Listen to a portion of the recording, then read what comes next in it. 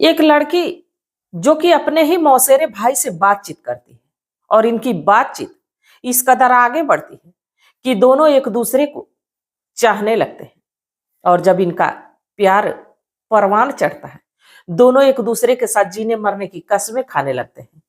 तो ना सिर्फ ये घर से भागते हैं, बल्कि भाग के जाके और लव मैरिज शादी करते हैं और दोनों एक दूसरे के साथ गुजर बसर करने लगते हैं। जैसे ही कुछ समय गुजरता है, इन दोनों के बीच एक तीसरे की एंट्री होती है और जब तीसरे की एंट्री होती है तो बड़ी ही खौफनाक वारदात होती है। बड़ी ही बेरहमी से दो लोगों की हत्या कर दी जाती है।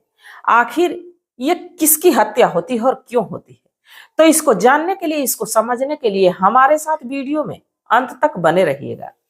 नमस्कार, मैं सावित्री यादव यस के क्राइम सफर में आप सभी का स्वागत करती हूँ। उम्मीद है यस के क्राइम सफर की सारी फैमिली अच्छी होगी, अपना ख्याल रख रही होगी। आज मैं जिस सच्ची घटना को लेकर आप लोगों के बीच हाजिर हूँ, बेहद हैरान कर देने वाली है। और आज की कहानी सुनने के बाद ये लगेगा आपको कि किस पे भरोसा किया जाए, किस पे विश्वास किया जाए, किस रिश्ते को निभाया जाए और किस रिश्ते के साथ जो है कि जिंदगी का गुजर बसर किया जाए। क्योंकि हर रिश्ता तो विश्वास पे ही टिका होता है और जब विश्वास टूटता है तो ऐसी ऐसी घिनौनी खौफनाक वारदातें होती हैं। तो चलिए ज्यादा बात ना करते हुए इस घटना की शुरुआत करते हैं। दरअसल जो घटना है उत्तर प्रदेश का एक जिला लगता है कानपुर। इसी कानपुर का एक थाना लगता है चकेरी थाना। इसी थाने के अंतर्गत एक कॉलोनी लगती है, फ्रेंच कॉलोनी। इसी कॉलोनी में 3 दिसंबर की रात के लगभग 9 बजे एक घर से चीखें निकलने लगती है और इतनी तेज चीख रहती है कि पड़ोस का ही एक व्यक्ति जिसका नाम संजीव गुप्ता होता है, संजीव गुप्ता जब ये चीखें सुनता है कि औरतों की, महिलाओं की चीखने की आवाजें आ रही हैं, तो तुरंत जो कि पुलिस को फोन करता है कि दरअसल मैं फ्रेंच कॉलोनी से बोल रहा हूं, मेरा नाम संजीव गुप्ता है और मेरे पड़ोस में ही कुछ औरतों की चीखने और चिल्लाने की आवाजें आ रही थी। अभी कुछ देर से वो आवाजें बंद है और उनकी आवाजों को सुन के लग रहा है कि कोई ना कोई जरूर गड़बड़ है। इसके बाद जैसे ही ये व्यक्ति फोन करता है, पुलिस की एक टीम वहां पहुंचती है कुछ ही देर के बाद। इसके बाद धीरे धीरे उस मोहल्ले के, उस इलाके के लोग भी इकट्ठा होते हैं और जब दरवाजा खटखटाया जाता है तो दरवाजे से कोई आवाज नहीं आती, कोई बोलता नहीं। फिर पुलिस वाले दरवाजे को जैसे ही खोलने की कोशिश करते हैं, पता चलता है कि दरवाजा भीतर से बंद ही नहीं, खुला है। दरवाजा खोलते हैं और जब दरवाजा खोलते हैं तो जो खौफनाक मंजर था उसको देखने के बाद पुलिस भी एक कदम पीछे हो जाती है और साथ ही जो वहां लोग इकट्ठा हुए रहते हैं वो भी दांतों तले उंगली दबाते हैं। दरअसल उस घर की मुखिया जो पुष्पा देवी होती है, उनके शरीर के किसी धारदार हथियार से कई टुकड़े हुए रहते हैं। हाथ अलग, दोनों हाथ अलग रहते हैं, जो कि धड़ से सिर अलग होता है और खून की छींटे तितर बितर चारों तरफ मांस के टुकड़े फैले रहते हैं। अब पुलिस वाले भी हैरान हैं। तभी पुलिस वाले अब इस मंजर को चीरते हुए जब आगे बढ़ते हैं तो देखते हैं कि एक और डेड बॉडी पड़ी है, कामिनी की, जो कि पुष्पा की बेटी। अब कामिनी का भी वही हाल है, उसी तरह से उसको भी काटा पीटा गया और उसी के ठीक बगल में कामिनी का पति, जिसका नाम जयंत होता है, जयंत बैठा हुआ है। अब पुलिस वाले हैरान है कि एक व्यक्ति सहमा पड़ा है, बैठा है और 2 महिलाओं का इतनी बेरहमी से कत्ल कर दिया। आखिर ये किसने किया होगा?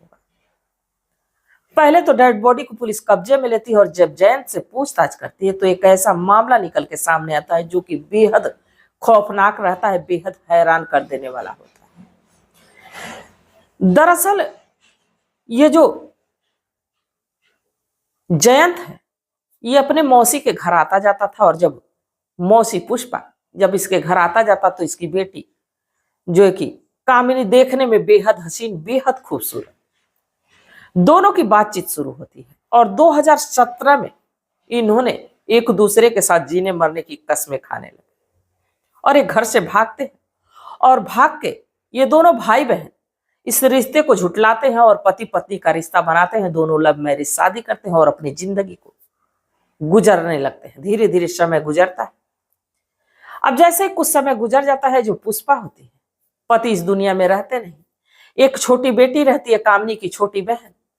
पुष्पा कामनी को एक दिन फोन करती है और कहती है कि मिला जुला के तुम मेरी 2 बेटियां ही हो, तो इसलिए जो तुमने किया वो ठीक किया, अब तुम घर वापस आ जाओ और हमारे साथ ही रहो।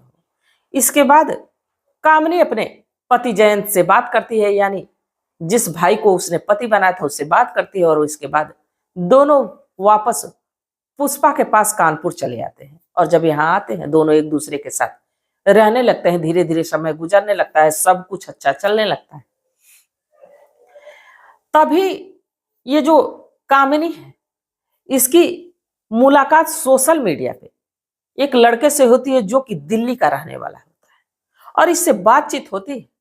और मौका दर मौका देख के वो दिल्ली से लड़का आता और इस कामिनी से मुलाकात भी करता है।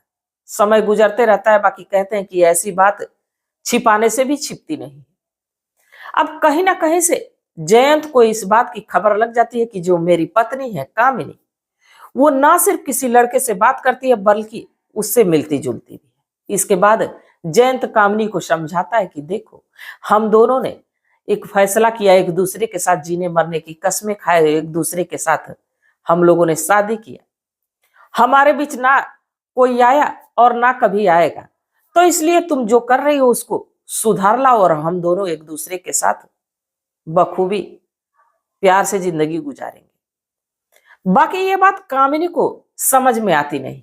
कामिनी इस बात को इग्नोर करती है और उस लड़के से कंटिन्यू बात करती रहती है। अब इसकी कहीं ना कहीं खबर पुष्पा को भी लग जाती है। अब जब पुष्पा को इस बात की खबर लग जाती है, तो 2024 की मैं बात करूं तो अक्टूबर का महीना, अभी जो कामिनी है उस दिल्ली वाले लड़के से बातचीत करती है और बातचीत करने के बाद वो दिल्ली भाग के चली जाती है। अब जयंत जो है परेशान हो जाता है, किसी तरह कामिनी को मनाता है और कहता है कि ऐसा है कि मैं तुम्हारे बिना जी नहीं सकता, तुमको जो करना है वो करो, बाकी घर वापस आओ। इसके बाद कामिनी फिर से वापस से कानपुर आती। ये धीरे धीरे अब समय गुजरने लगता है। बाकी अगर जो बात की जाए 3 दिसंबर की, तो जैसे ही शाम के 8:30 बजे जयंत अपने काम से वापस आता है, तो देखता है कि कामिनी जो है वीडियो कॉल पे उसी दिल्ली वाले लड़के से बात कर रही है। इस पे जयंत को गुस्सा आता है और जयंत कामिनी के साथ मारपीट करने लगता है, झगड़ा करने लगता है। तभी इनके बीच पुष्पा आती है, यानी कामिनी की माँ आती है और इनको समझाने की कोशिश करती है कि मेरी बेटी जो कर रही है वो ठीक कर रही है, तुमने उससे शादी करके उसको सुख दिया ही क्या है।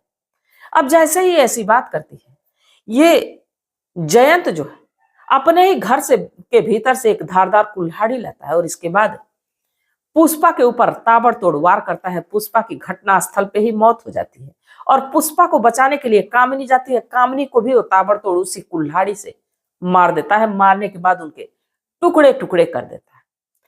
इसके बाद अब जयंत को ये लग जाता है कि अब तो मैं पकड़ा ही जाऊंगा, चाहे यहाँ से भाग जाऊं आज, नहीं तो कल पुलिस मुझे पकड़ ही लेगी, तो क्यों ना मैं यहीं बैठा रहूं।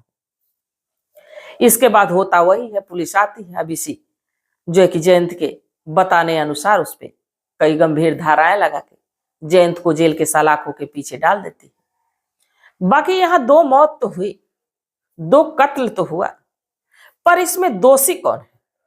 जयंत है या कामिनी या पुष्पा है? और क्या जयंत ने जो किया वो ठीक किया? क्या जयंत को कड़ी से कड़ी सजा मिलनी चाहिए? आप लोग अपनी राय, अपनी सलाह कमेंट सेक्शन में जरूर बताइएगा, क्योंकि आपकी सलाह बेहद मायने रखती है। और एक ऐसे बेगुनाह व्यक्ति को जो कि मजबूरन इस खौफनाक घटना को अंजाम दिया, बाकी कानून तो कानून होता है, किसी को मारने का हक किसी ने दिया नहीं। तो इसलिए आप लोग अपनी सलाह, अपनी राय कमेंट सेक्शन में जरूर बताइएगा कि संजीव को कौन सी सजा मिलनी चाहिए या कामिनी के साथ जो हुआ वो क्या सही हो। तो आप लोगों की सलाह का हमें बेसब्री से इंतजार रहेगा। तो तब तक आप लोग अपना ख्याल रखिए, अपने परिवार का ख्याल रखिए, बाल बच्चों का ख्याल रखिए। मिलते हैं कल एक नई वीडियो के साथ, तब तक के लिए जय हिंद, जय भारत।